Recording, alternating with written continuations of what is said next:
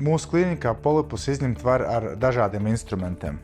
Standartais histeroresektoskops, ko visbiežāk izmanto šāda tipa ķirurģijā, kas ir gan liels un kuram ir nepieciešama dzemdes kakla paplašināšana ar speciāliem instrumentiem, līdz ar to pārsvarā arī narkoze.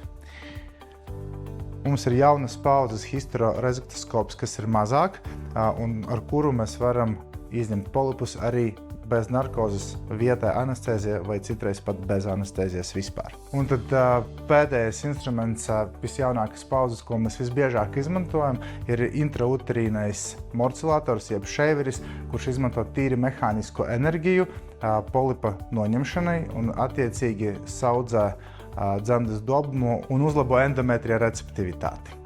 Mums ir pieejami arī vairāka izmēra instrumenti, ar kuru patreiz mēs arī varam veikt šo operāciju tieši bez anestēzijas, ātri un droši. Atšķirības starp šiem instrumentiem ir tieši enerģijas pievadē. Histeroresektoskopi izmanto elektroenerģiju, kas var bojāt endometrija audus un līdz ar to mazināt endometrija receptivitāti. Šis instruments ir ļoti drošs. Procedūra norit ātri, praktiski 1–2 minūtes.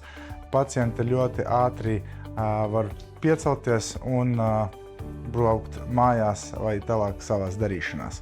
Ar mazāka izmēra instrumentu mēs varam veikt šo procedūru arī nedzemdējušām sievietēm un sievietēm menopauzē, kuram nereti ir dzemdes kakla sašaurinājums un lielāka izmēra instrumenti neder un ir vajadzīga papildus dzemdes kakla paplašināšana.